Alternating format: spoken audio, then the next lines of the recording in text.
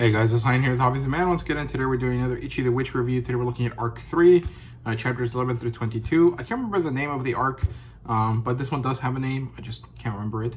And the author here is Osuma Nishi, like I said, with Shiro Uzusaki as the artist. Osuma Nishi is popular because he works on Iruma-Kun. That's his other, job or other series. And Shiro Uzusaki used to be the artist for Actage. So there you go. Publisher-wise, this is a Viz Media title, obviously. The demographic is shonen, since this is on Shonen Jump. And the genre is pure fantasy. There's no adaptation yet, but like I've mentioned before, I think that this is ripe for having one. I just don't know when it'll be. Probably once they get to like the 60 to 70 chapter range, right? I think that's what happened with Kaiju number 8. And I assume that it'll be kind of, similar ish, right? And the rating for this arc is a 5 out of 5. I think this was a great arc, and it really expanded the world a lot, so I really appreciated for that as well. So premise-wise, we get to see that Ichi has proven he's a capable witch after the end of the previous arc, where he hunted Hisame, the ice shark magic, but now he has to compete to really be allowed to continue to exist.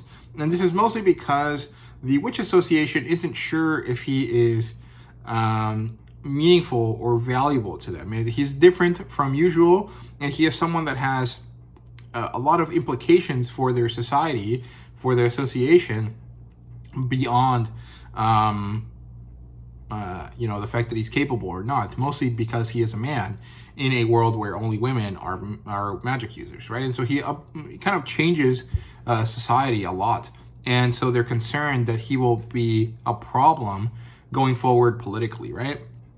And so the vast majority of them aren't sure that it's worth the effort, right? And so he has to compete with one of them, the one that has the most beef with him, in order to see if he is going to be allowed to continue to exist as a capable witch, right? So the plot opens up with a witches conference where this is discussed. So Ichi is an exceptional hunter, but that does not necessarily mean that he is an exceptional witch, right? And none of the villagers in the previous arc seem to have a problem with him being a man, but at the same time, this is probably because he saved them directly, right?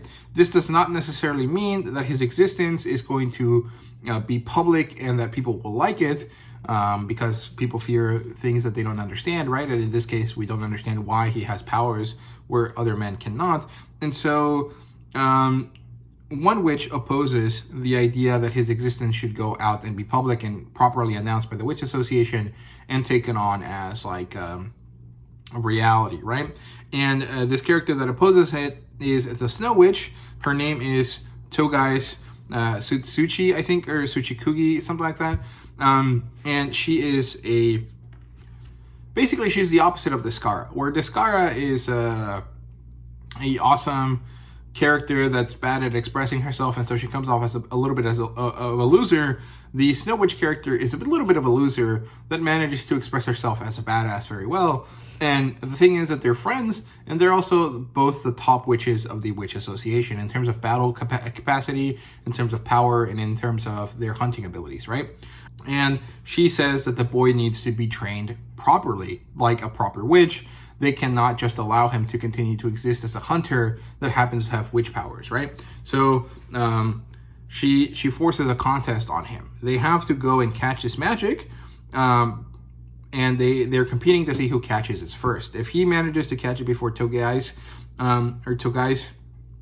then he will continue as he is. If he loses to her, he will be forced to come back to school to train under Togai's and be turned into a proper witch by her standards, which is a very straight and narrowed kind of person, right? And again, you get to see a lot of the kind of fairy tale-esque vibes coming through with this cool, calm, collected, older character type person who's really silly on the inside, which is kind of like Ursa Scarlet, but also the fact that she's an ice user and she's constantly fighting with like a hothead character who's Descara, right? Descara doesn't have fire powers, but she does kind of embody that like Natsu versus Gray dynamic a lot. So I like that. I think it's enjoyable. And the magic that they're hunting is a little mushroom guy who is causing a lot of problems. Now, I wonder if the little mushroom guy is based on the walking mushrooms from Delicious in Dungeon. The popularity of Delicious in Dungeon was kind of at its peak before this came out, or around the same time as this was coming out. I think actually this came out after the series got its anime. So maybe there is some inspiration there. I'm not really sure, but this little mushroom guy is pretty funny. And as the contest starts, Ichi feels a significant evil presence, right? He feels like the will to kill in other beings, and specifically he feels it very strongly in this area. But it is not the magic they're hunting, it is something else. And so Ichi decides that he's going to, go after that instead of the little magic that they're hunting, right? And it turns out that the magic that they're hunting, the little mushroom person, is just really, really dumb. And they're mad that people don't like mushrooms, that don't love mushrooms. And so they go crazy and turn the forest into a mycelium forest. And it's pretty cool. It looks really awesome. It's kind of like the mushroom biome in Minecraft, right? Kind of has that feel to it. And it goes overboard, and Togai's goes overboard as well, and she freezes the whole forest to force the mushroom out. But Ichi is much more methodical than her because he's actually hunting it and treating it as an expedition to go find a mushroom properly, whereas Togai's is just trying to force the creature to appear, right? And so Ichi is actually a better hunter than her, even if he's not necessarily a better witch than Togai's, right? And he's super methodical, he uses protective gear, and then he forces Kumugi to act as a trap. She sits still, and she sits in a place where the mushroom will want to go. And so when he does, she catches it, right? And this is kind of similar to the plotline in Frieren, where they play, the tournament where they have to decide who gets to be a official wizard, right? What is that art called? I can't remember. But when they try to catch the little bird that sends his magic and flies away, right? Similar concept there. Very well executed. And, Ichi catches it, and as he's about to win by beating the mushroom, he senses that bloodlust area, again in the area, and goes off to fight that instead of the mushroom, because the mushroom isn't really battling him or trying to kill him. The mushroom is just kind of like a collateral, right? And so he goes off to fight this this other bloodlust, thing that he senses, and it turns out that it is a magic that uses a very special power. This seems to be a magic stronger than Aurora, which is interesting because Aurora was kind of introduced to us as like one of the strongest magics around.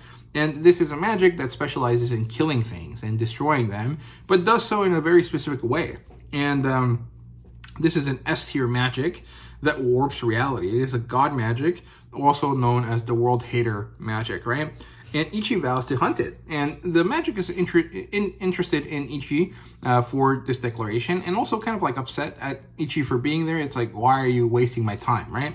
And so, Iroro and Hisame, join up, and I think they create this spell called Uramashi, which is a giant shark made out of ice against these landsmen that the world hater magic creates, right?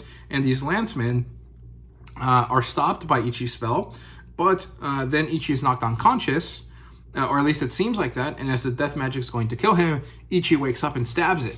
And it's because Ichi forced himself to stay awake through pain by stabbing his own leg as he was about to pass out, which is really awesome. I think that's really cool how Ichi manages to overcome his main weakness, which is that he gets knocked out every time he uses Aurora's magic. So I love that. I think it's really, really cool. The thing is that he doesn't really land a killing blow. And so the magic has had fun. He's enjoyed himself and enjoyed trying to destroy this place and fighting with Ichi, but he's bored of this interaction now because it wasn't easy, right? And so he's about to leave. When Descara shows up, she goes up to rescue Ichi, who's about to be killed by this magic as he leaves, and she manages to summon Iskandar, which is the Turkish name for Alexander, which is kind of interesting. I'm not sure why it's called Iskandar. I guess it's probably a reference to Fate's Day Night, right? Something like that. Because that's the only other manga anime thing that I know of that has a character called Iskandar, right? Who is supposed to be, Alexander. And she summons this thing, and it's really awesome. It looks really, really cool. Basically, all the magic that she has are kind of like biblically accurate angels or stuff like that. And they have very specific, like very fashionable and interesting looks to them, and they're really, really cool. And they have a bit of a kind of Mexican standoff situation, and Ichi is sent to his mindscape, where we get to see him meet his magics for the first time properly, right? And it turns out that, you know, when a magic user takes on the powers of magic, they also store the magic within their soul space, as it were. And as he's doing this, they're watching the battle that's happening outside, where Descaras and Togais join the battle, and they manage to evacuate the town as the magic decides to leave. So they force it to go away, because it's like, okay, I can't easily kill anyone, so I guess I'll leave. And he was already kind of going to do that after killing Ichi. So the fact that Descara and Togais actually started to fight him might have been probably more problematic than if they had just let him leave when he was going to, right? Of course, Descara wasn't going to let that happen, because if she did, Ichi would be dead. And at this point, he is kind of important to her in some way, right? Later, Ichi wakes up. They go to the Oracle, who's a magic possessing a woman. And then Ichi is told that he is the light that must die to save the world from the death magic. And so this is a prophecy system that has been introduced to us, and Ichi is going to be the savior of the world, but he has to die to do it, which is a very Harry Potter-esque thing to do. And I like that. I think it's cool. But also maybe it's problematic because it forces the ending of the story to happen relatively quickly, or be extremely stretched out past where it's supposed to be. And so it's kind of unclear, unless this is going to be the first arc, or the first major arc in the story, and then something will happen after they defeat the death magic. It's kind of unclear. He accepts that this is his reality, and he, you know, moves on. And then this is when we learn that Descara does care for him, and so she decides to take on Ichi as her apprentice and make him her family, right? To atone for her treatment of him so far, and because he reminds her of her younger brother. So this is like a Tsunade and Naruto kind of situation here. And so they sign this contract that makes them a master and apprentice, but also kind of like a family unit. And this is a bit of a twin sacrifice type thing. If Ichi dies, Descara will die with him, right? And then they get a new mission to this place called Bakugami, which so far is a little bit similar to the what's the name of it? The Momotaro thing in Pokemon that happened in the last game, like the DLC for the last game. It's kind of similar to that, which is pretty cool. So yeah, in terms of characters, we get introduced to Togais, who is Descara's equal and opposite. We learn about the Oracle Witch.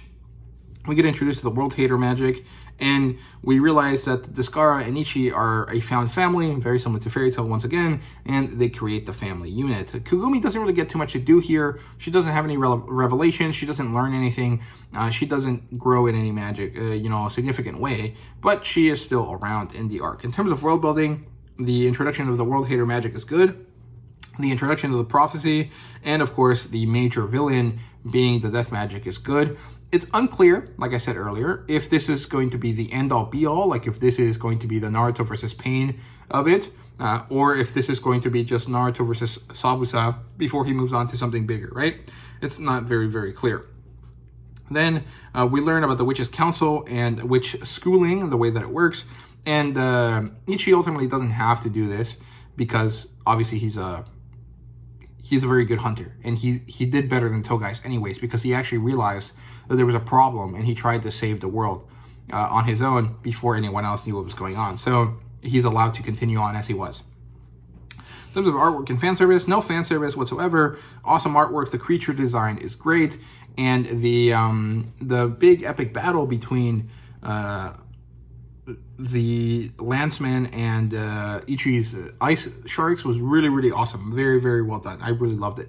Ratings-wise, 5 out of 5. This was perfect. The artwork was great. The development of the story was great. The way that it expands the universe is great. Very, very, very enjoyable overall. So yeah, those are my thoughts here on Ichi the Witch Arc 3, chapters 11 through 22. Thank you so much for watching. I hope you guys enjoyed, and see you guys later.